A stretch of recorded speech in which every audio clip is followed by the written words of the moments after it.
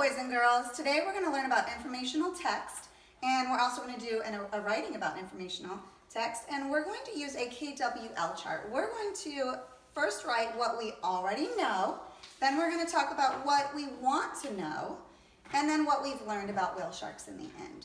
So Riley, what is something that you already know about whale sharks? Well, I know that they have gills. Okay, so he knows that whale sharks have gills. So they have gills. What else do you know about whale sharks? They eat. Okay, everybody eats, so we know that they eat. All right, so normally in the classroom we do a couple more, but just for today we're going to do a quick example because I'm going to have you guys fill out your own Kwl chart when we're done. So Riley, now that you know that they have gills and you know that they eat, but what do you want to know about whale sharks? What they eat. Oh, so you know they eat, but you want to know what they eat. So you want to know what they eat. What else do you want to know about whale sharks? What their gills are for. So you know they have gills, but you want to know what their gills are for. Very good. So what we're going to do is we're going to read our story about whale sharks, and then we'll fill in our section of what we've learned about whale sharks. So, yep. So in the story, you guys kind of have probably heard about the octonauts. That's a really fun show that a lot of people have seen. And this story is all about our whale sharks. Captain Barnacles pointed to the octopod's video link. Dashi was sending some amazing new pictures to the onboard computer. Up on the screen, the crew could see her snapping photos of squid and tropical seaweed. "Where is she, Captain?" wondered Peso. "Exploring a strange underwater cave," replied Captain Barnacles. Shellington ran some cave data through the octopod computer. "The floor is red and wiggly," remarked Peso. Shellington pushed a video button and the video link panned to a line of bumpy white rocks. Barnacles rubbed his chin. "Why do those rocks look so familiar?" Can you guys tell somebody that you're with right now, what do you think those rocks could be? Why would those rocks look so familiar? What do you think those rocks are that she's seeing? The video link zoomed in for a closer look. "That's because those rocks are teeth," said Shellington, gulping. "And the floor is a tongue." Peso looked confused. "How can a cave have teeth and a tongue?" "Because it's not a cave," shouted Shellington and Barnacles at the same time. "It's a whale shark!" Barnacles pushed the octopod's radio contact pad. "Dashi," he called, "you're not in a cave, you're in a whale shark. Get out now!" Dashi made a splash for the exit. The whale shark's jaws were starting to close. "Oh no," she cried.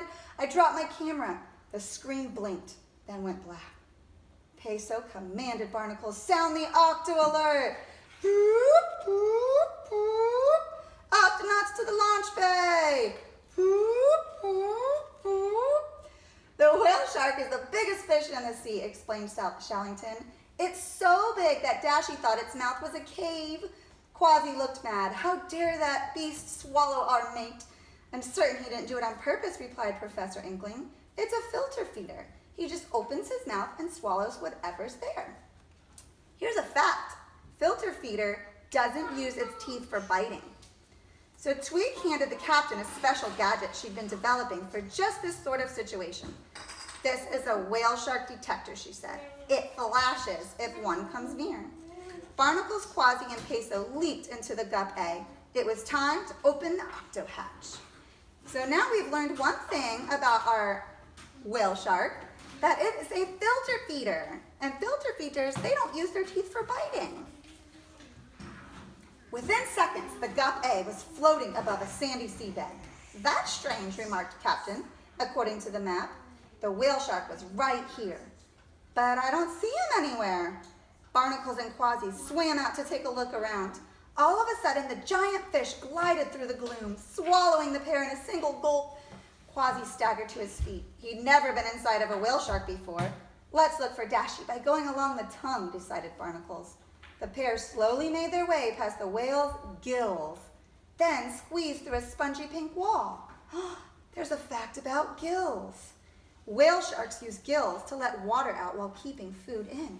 Remember, that was one of our questions. We know they have gills, but what are gills for is what we wanted to know. Therefore, in order to let them have the water out while keeping their food in. That's what they use their gills for. So this is like a nonfiction book and a fiction book because it has real facts about whale sharks, but it also has some animals talking, which also makes it fiction. Alone on the Gup A, poor Peso was starting to panic.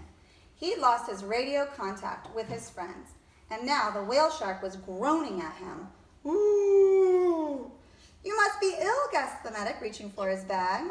He didn't think twice. If a sea creature was sick, he'd go and help. So Peso swam up to the whale shark's ear, and everything looked fine. The whale moaned again. Poor whale shark, Peso sighed. My friends must be in there. The whale shark didn't have measles or chicken pox. He had octonauts. On the other side of the spongy wall, it was eerie, dark. Quasi and Barnacles staggered and slid in the gooey floor.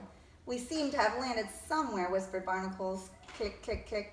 Quasi jumped into the captain's arms. The octonauts were not alone. Click. Dashi stepped out of the shadows, armed with her trusty camera. She'd been snapping shots of the whale shark's stomach. Octonauts, let's get up and out, ordered Barnacles. Totem pole! The trio scrambled onto one another's shoulders, heaving themselves all the way back to the whale shark's mouth. Ow! Quasi tried to karate kick away through the mighty beast's teeth, but his jaws were way too tight.